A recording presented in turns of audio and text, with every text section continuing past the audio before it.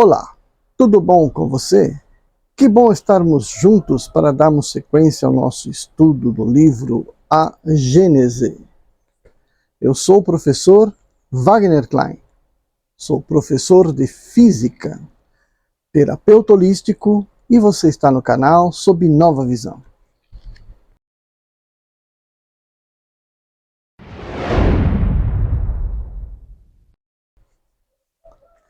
Hoje, ainda no capítulo 15, Os Milagres do Evangelho, nós iremos para o item possuídos. É um item um pouco mais extenso. Parágrafo 29. Vieram em seguida a Cafarnaum, e Jesus, entrando primeiro no dia de sábado na sinagoga, ele os instruía, e estavam admirados de sua doutrina, porque os instruíra como tendo autoridade, e não como os escribas. Ora, encontrava-se na sinagoga um homem, possuído por um espírito impuro, que exclamava, dizendo: O que há entre vós e nós, Jesus de Nazaré? Viestes para nos perder? Eu sei quem sois. Sois o Santo de Deus. Mas Jesus, falando-lhe com ameaça, disse-lhe: Cala-te e sai desse homem. Então o espírito impuro, agitando-se com violentas convulsões e lançando em grande grito, saiu dele. Todos com isso ficaram tão surpresos que perguntavam uns aos outros: O que é isto? Qual é essa nova doutrina? Ele ordenaram com império, mesmo aos espíritos impuros, e lhe obedecem? São Marcos. Bom, parágrafo 30. Depois de saírem, apresentaram-lhe um homem mudo, possuído também pelo demônio. Tendo o demônio sido expulso, o mudo falou, e com isso o povo ficou admirado, e disse: Nunca se viu nada semelhante em Israel. Mas os fariseus diziam o contrário. É pelo príncipe dos demônios que ele expulsa os demônios. São Mateus. Parágrafo 31. Quando chegou ao lugar onde estavam os outros discípulos, viu uma grande multidão de pessoas ao redor deles, e escribas que com eles disputavam. Imediatamente todo o povo, percebendo Jesus, foi tomado de admiração e de medo. Correram e o saudaram. Então ele perguntou: O que disputais juntos? E um homem entre o povo, tomando a palavra, disse-lhe: Mestre, eu vos trouxe meu filho, que está possuído de um espírito mudo.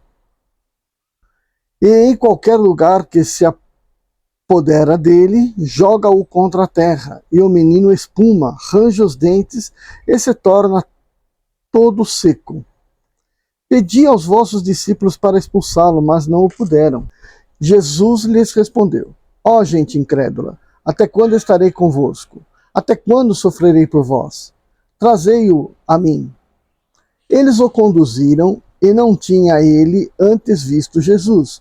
E o espírito começou a se agitar com violência, e caiu por terra, onde rolava espumando. Jesus perguntou ao pai do menino: Há quanto tempo isso acontece? Desde a sua infância, disse o pai. E o espírito o tem frequentemente lançado ora no fogo, ora na água, para fazê-lo perecer. Mas se podeis fazer alguma coisa, tende compaixão de nós e socorrei-nos. Jesus lhes respondeu: Se podeis acreditar, tudo é possível àquele que crê. Imediatamente o pai do menino, exclamando, disse-lhe com lágrimas: Senhor, eu creio, ajudai-me na minha incredulidade. E Jesus, vendo que o povo acorria em multidão, falou com ameaça ao espírito impuro e lhe disse: Espírito surdo e mudo, sai do menino, eu te ordeno, e nele não entres mais. Então esse espírito, tendo lançado um grande grito e tendo se agitado com violentas convulsões, saiu, e o menino ficou como morto, de sorte que vários disseram que ele estava morto. Mas Jesus, tendo-o tomado pela mão, ergueu-o e ele se levantou. Quando Jesus foi entrar na casa, seus discípulos lhe disseram em particular: de onde vem que não pudemos expulsar esse demônio? Ele lhes respondeu: essas espécies de demônios não podem ser expulsos senão pela prece e pelo jejum. São Mateus também. Parágrafo 32. Então apresentaram-lhe um possesso, cego e mudo, e o curou, de sorte que começou a falar e a ver. Todo o povo, com isso, se encheu de admiração e disse: não está aí o filho de Davi? Mas os fariseus, ouvindo isso, diziam: esse homem não expulsa os demônios, senão pela virtude de Beelzebu, príncipe dos demônios. Ora, Jesus, conhecendo os seus pensamentos, disse-lhes: todo reino dividido contra si mesmo será arruinado, e toda cidade ou casa que estiver dividida contra si mesma não poderá subsistir. Se Satanás expulsa o Satanás, ele está dividido contra a si mesmo. Como, pois, seu reino subsistirá? Esse é por Beelzebu que eu expulso os demônios? Por quem os vossos filhos os expulsam? Por isso, eles mesmos serão os vossos juízes. Se expulso os demônios pelo Espírito de Deus, reino de Deus, pois chegou até vós. O reino de Deus chegou até vós. São Mateus. 33. As libertações dos possessos figuram com as curas entre os atos mais numerosos de Jesus. Alguns há entre os fatos dessa natureza, como os acima narrados, no item 30, em que a possessão não é evidente. É provável que, nessa época, como ocorre ainda em nossos dias, atribuía-se à influência dos demônios todas as enfermidades cuja causa era desconhecida, principalmente o mutismo, a epilepsia e a catalepsia. Mas há as que a ação dos maus espíritos não é duvidosa. Tem com aquelas com as quais somos testemunhas, uma analogia tão chocante que nela se reconhecem todos os sintomas desse gênero de afecção. A prova da participação de uma inteligência oculta em semelhante caso ressalta de um fato material. São as numerosas curas radicais obtidas em alguns centros espíritas, pela só evocação e a moralização dos espíritos obsessores, sem magnetização nem medicamentos, e frequentemente na ausência e à distância do paciente. A imensa superioridade do Cristo lhe dava uma tal autoridade sobre os espíritos imperfeitos, então chamados demônios, que lhe bastava mandá-los se retirarem para que não pudessem resistir à sua injunção. 34. O fato de maus espíritos enviados aos corpos de porcos é contrário a toda probabilidade. Aliás, explicar-se-ia dificilmente a presença de tão numeroso rebanho de porcos num país onde esse animal era tido em horror e sem utilidade para a alimentação. Um espírito mau, por isso, não é menos um espírito humano ainda bastante imperfeito para fazer o mal depois da morte, como fazia antes, e é contra as leis da natureza que possa animar o corpo de um animal.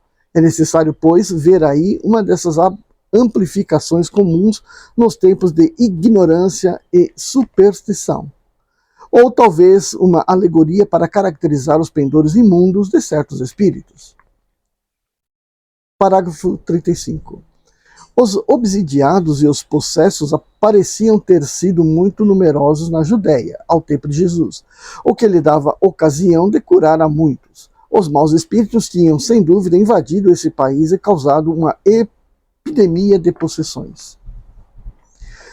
Sem ser o estado epidêmico, as obsessões individuais são extremamente frequentes e se apresentam sob os aspectos muito variados, que um conhecimento aprofundado do espiritismo faz facilmente reconhecer. Elas podem frequentemente ter consequências deploráveis para a saúde, seja agravando as afecções orgânicas, seja determinando-as. Incontestavelmente serão classificadas um dia entre as causas patológicas requeridas, pela sua natureza especial, de meios curativos especiais. O Espiritismo, fazendo conhecer a causa do mal, abre um novo caminho à arte de curar e fornece à ciência o meio de triunfar ali onde ela não fracassa, frequentemente senão por falta de atacar a causa primeira do mal. Isso está no livro dos médiuns também. 36. Jesus era acusado pelos fariseus de expulsar os demônios pelos demônios. O bem que fazia era, segundo eles, a obra de Satanás, sem refletir que Satanás, expulsando a si mesmo, praticaria um ato de insensatez. É notável que os fariseus daquele tempo pretendessem, já que toda a faculdade transcendente e, por esse motivo, reputada sobrenatural, fosse o seu poder. É um ponto a mais de semelhança com a época atual. E essa doutrina é ainda a da Igreja, que procura prevalecer hoje contra as manifestações espíritas. Então esse aí foi esse capítulo bastante extenso aí sobre os possuídos. Então vamos para a nossa interpretação. Primeiro, a narrativa toda indica o quê? Que o povo era bastante ignorante com relação às possíveis causas dos males aparentes, né, que eles todos apontavam como influência espiritual. Então a gente já falou lá no vídeo anterior que nem tudo, ou seja, a maioria dos males físicos não são influência de espíritos, mas sim uma discordância orgânica, né, que poderia ter sido consequência da própria criação das crianças, né? Uma criança muito punida não é difícil de se tornar muda. Então, isso não está dito aqui, mas eu estou sugerindo. Uma criança amedrontada poderia ficar nessa situação também. Então, o que Jesus veio chegar e fazer é falar de tal forma que aquela criança, aquele adolescente, aparentemente tomado pelo demônio, ficasse naquele momento esclarecido de que ele tinha recebido a graça de poder se manifestar, né, e, portanto, afastar todo aquele comportamento que a própria sociedade induzia na cabeça dele de que ele estava possuído, né, sendo que não estava, simplesmente estava agindo como a sociedade impunha que ele agisse. Quando Jesus chega falando que você está livre, com toda a autoridade, a criança, o adolescente, interpretava que tudo aquilo tinha passado. Então tudo aquilo poderia ser perfeitamente explicado de um modo bastante subjetivo quando se fala do subconsciente. Tá bom. Isso é uma versão. Outra versão, tem um espírito perturbador ali. Esse espírito perturbador continua perturbando até que um espírito de muita luz o faça temer. Então, como o espírito é involuído, né, quando ele sente a presença de um espírito superior, ele se amedronta, porque ele é involuído. Ao invés de entender que ele está sendo recebido, né, por um espírito bom, ele está, na verdade, se amedrontando porque é um espírito superior. E aí, portanto, ele dá no pé, foge. Então, é uma outra interpretação. Agora, nesta linha, o espiritismo está bastante claro, né? É bastante claro. Horas pode ser um problema inteiramente material, inteiramente da pessoa, como pode ser, de fato, uma invasão no seu consciente a partir de um espírito possessivo, né? Um espírito mau. Aí vamos pensar na seguinte forma. Quando Jesus apareceu aqui entre nós, ele começa entre nós a era das provas e expiações. Começa a era de peixes. Ele vem para determinar que o nosso planeta esteja entrando no período de provas e expiações. E o que significa isso? Significa que nós temos que pagar pelas dívidas anteriores que temos, tentar não fazer novas dívidas para alcançarmos cada vez mais a nossa própria evolução. O mundo passa de um planeta primitivo para o de provas e expiações. Mudou o reino, né? Mudou o Senhor, né? Mudou o aspecto planetário. Tá bom. Nesse caso, à medida que espíritos vão se evoluindo, vão surgindo novas correntes de espíritos bons que, obviamente, vão seguir o mestre. E aí, portanto, vão trabalhar espiritualmente para o resgate de todos aqueles que estão aqui lutando para se melhorar, para ajudar essas pessoas a se melhorar. Então é como se você pensa assim, começou uma escadinha, né? De primeiro degrau é Jesus, ele vai subindo, e aí vem o segundo degrau, terceiro degrau, quarto degrau, e vão subindo os vários degraus, essa escadinha, e cada vez vão aparecendo novos espíritos bastante evoluídos, que estão aqui na crosta terrestre, ajudando a galera, né, também a subir, para que neste período de provas e expiações que estamos terminando agora, para entrarmos no período de planeta em regeneração, tenhamos aqui a maior quantidade de espíritos resgatados de suas dívidas. Ok? Então, lá na ponta, lá no começo, era ele, diretamente com os espíritos perturbadores. Mas à medida que vai passando o tempo, novos espíritos vão fazendo essa função, e ele vai assumindo graus cada vez mais distantes de nós, mas sempre abrangendo o seu poder, porque o seu poder cresce, né, nos elementos que estão. É como se fosse pensar num ímã, certo? Se você tem um ímã, e no meio desse ímã você coloca bastante elementos, um material com bastante elemento ferro, o que acontece? O magnetismo ali vai se aumentando, vai se multiplicando a cada átomo de ferro. Então, é uma analogia, tá? Então, à medida que Jesus vai subindo na escada, os degraus de baixo vão aumentando essa capacidade de magnetizar e de limpar o planeta.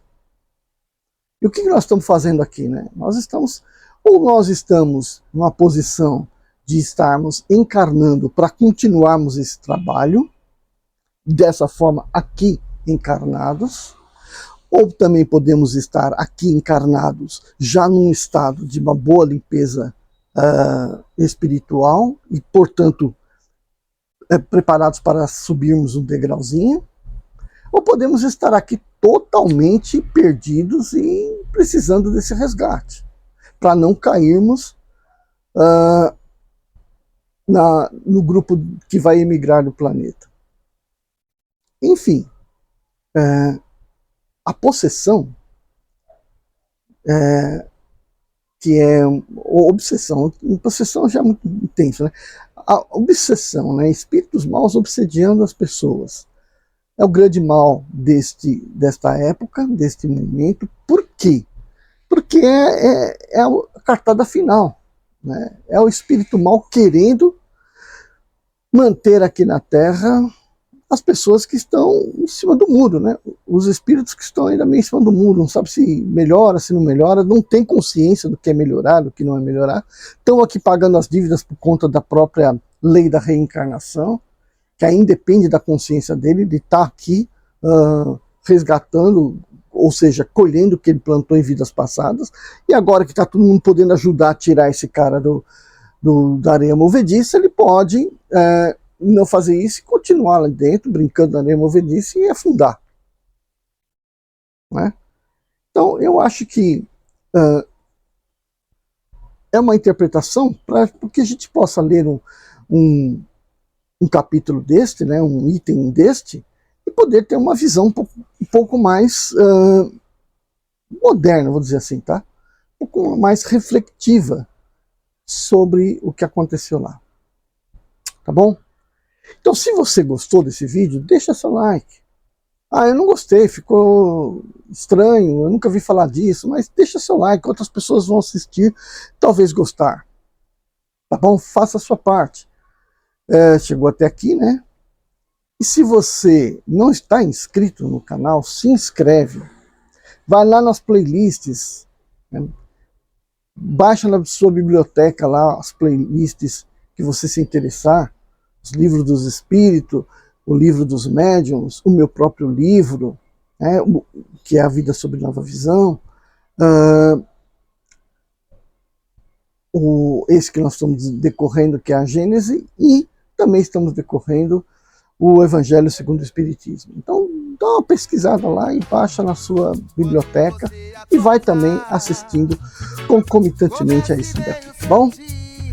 Vejo você no próximo vídeo. Tchau, tchau. E por somente alegria, sei,